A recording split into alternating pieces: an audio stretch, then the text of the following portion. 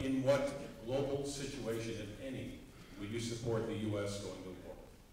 In what local situation? Yes, global. Global, excuse me.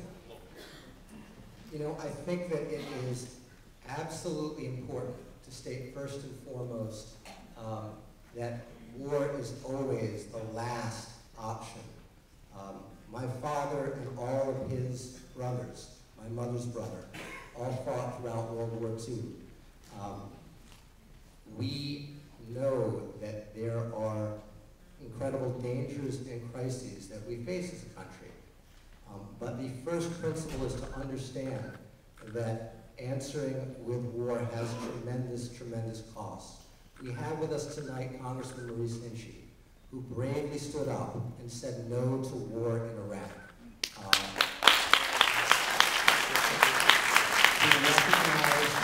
To recognize that when you oversimplify issues and speak in terms of black and white and of absolutes, you run the risk of ratcheting up emotions, of ensuring that divisions endure rather than resolve, ensuring that disagreements are made more permanent rather than looking for the kind of commonalities and agreements that the Congressman and I have found when talking about issues of foreign policy tonight.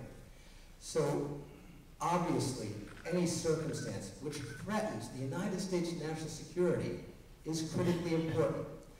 But we must recognize that we have the most incredible and strong armed forces in the world, that our nation is strong and impregnable. We here have incredible national defenses.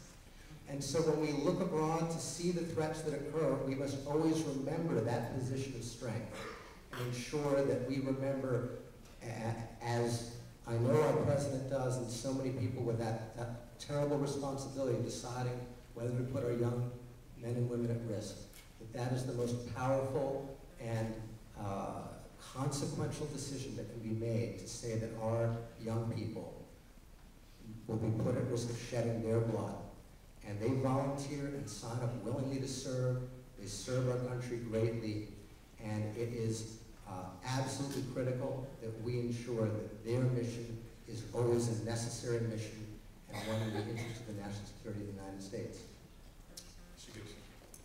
Well, I guess I want to begin by saying that I want us to imagine peace. I want us to think differently. And then I want us to, and I'm in the process of doing this down in the Congress. I've had some amendments to do this, but then reforming our national security establishment. Because, you know, once we think differently and we don't continue to try to be the world's policeman, there's so many reforms that we can undertake that will end up with the world's strongest military in the world as a deterrent, but not engaged in foreign excursions all over the globe, imagining peace. Let me just say that with Iraq, you know, we're done now. After a decade, it was especially difficult. I was there when it was hard and unpopular. I'm thanking God today that our troops are home from there. And you know, when candidate Obama was running, when he was talking about it, I was still in the Army. And I'll tell you candidly, I was worried. I was concerned about what he was saying because it didn't seem to make sense to me. He was going to take a brigade out a month. But you know what? He went into office and he listened and he studied the issue and he learned from it. And I supported him in what he did there. We came out of Iraq having achieved limited objectives. I support him now in Afghanistan. It's very difficult. He certainly didn't score any political points for surging in Afghanistan, but it was the right call because he envisions a time when we can reposition all our forces back here, and then Afghanistan will be able to take care of its own security, and we'll establish the relationships that will allow us to ensure that any safe haven that arises, that we're going to be able to deal with our special operations command. And so, let me just say, just very quickly, in terms of the kind of national security establishment reform, first of all, we've got ground forces that are all over the world. We've got 80,000 troops in Europe. All these years after the Second World War, they need to come back home. You know, when we went into NATO, the NATO countries said they were going to spend 2% of their GDP on defense, and they've never done that. They've never done that. They've been free riding off us, and we should really reposition those forces. And also, we've got commands. We've got four-star level commands all over the world, and they should be consolidated as well. If we think differently, and if we integrate better our intelligence with operations, we will be more effective against Al-Qaeda, especially when we work with friends and allies, but we'll also be in a position to be safer for less money, which will allow us to put investments into education and infrastructure and broadband and against Lyme disease. So this is the future that I imagine. Okay, rebuttal, 1 minute. You know, again, I think that the Congressman and I find a lot of agreement on these issues beyond the water's edge. That, to me, it is critically important that we look to find ways to redeploy and bring those troops home, and absolutely invest the dividend of that in ensuring that our country has the opportunity to grow and thrive. Unfortunately, the Congressman's record on the types of investments he's just said he's interested in is not a strong one.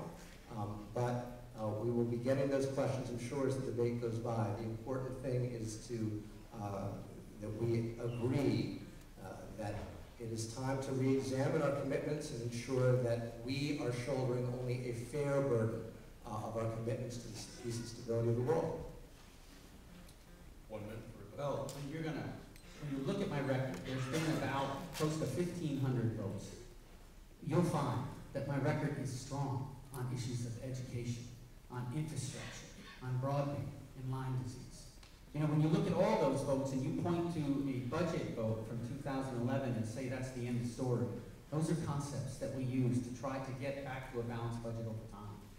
We have authorizing bills that come later, and then appropriations bills where we make individual judgments on these matters. And you will see that I have a strong record on that. With regard to our agreement here, I'm certainly very pleased to hear that. So let me just conclude by saying I'm enormously proud of our servicemen and women. They have sacrificed for us and really just doing what we ask them to do, and they have served us with great skill and pride. Thank you.